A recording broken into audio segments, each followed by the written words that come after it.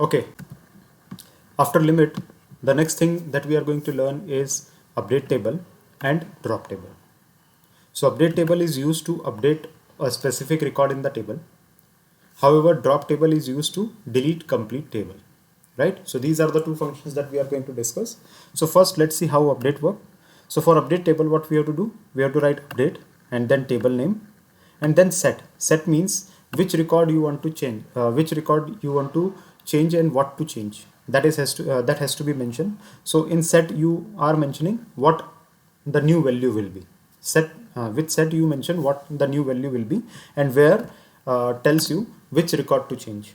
So in update employee, which record to change, we want to change all those records which contains Delhi 6 in it. So we want to change all those records which contain Delhi 6 in it, and what to change, that means what we should change to it. So we want to make it to Mumbai 5. All right.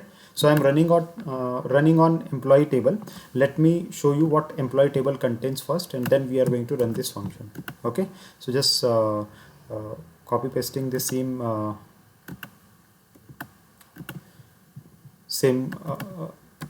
query, and first I'm going to show you what is there in employee, and then we are going to run update query. So select start from employee. Okay, I forgot to run the loop for I in C1, print C1. Okay, so what's wrong here? Okay, I written C1 here. Ideally it should be written I. Okay, so here these are the values. Now there is in our update query we are saying that update the address where address is Delhi 6, but address is Delhi 6, we can see it is present in RAM. So RAM is having Delhi 6 as an address, and wherever RAM Delhi 6 is coming up, we have to write it as a Mumbai 5. All right. So let's run it and see now what is the new value. So we are run update query, and now we are printing whatever be there in employee, whether it has updated or not. So when you are going to run it, you can see RAM, which has address as Delhi 6 earlier, now it is Mumbai 5. So this is how update works in MySQL and Python. All right. And now next thing is drop table. So drop table is something you have created few tables, and after creating the table you do not want to have them. Okay. So first thing, this particular command is going to drop entire table, that means delete entire table, and when you are going to drop it, all the data in it will also be lost. So before running this particular function, you have to be very cautious.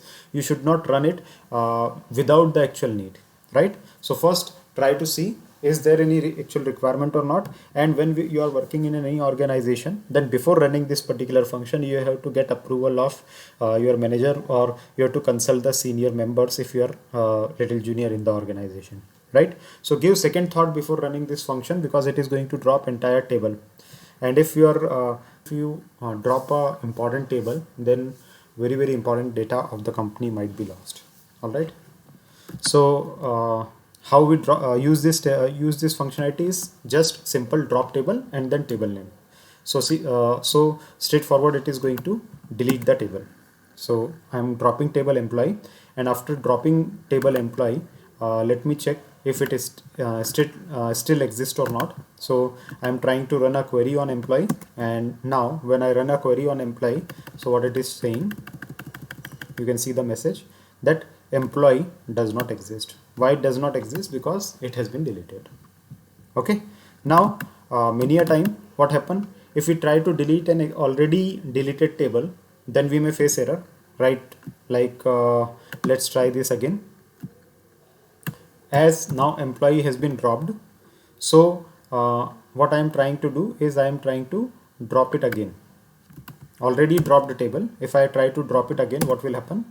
It will give me an error, and the error, it is saying that the unknown table first dot employee, that means it is not existent. It is not existent. You are running this function. So this may be a practical problem, and when you are writing such kind of code within a code, then it will be a problem. So you have to handle it, and you have to put these commands by asking a system if this employee table exists, then only delete it, otherwise do not. So if you want to do it, so you can check it, drop table, and then if exist employee. So that says that drop employee table only if it exists. Okay, so if you are running it, what will happen?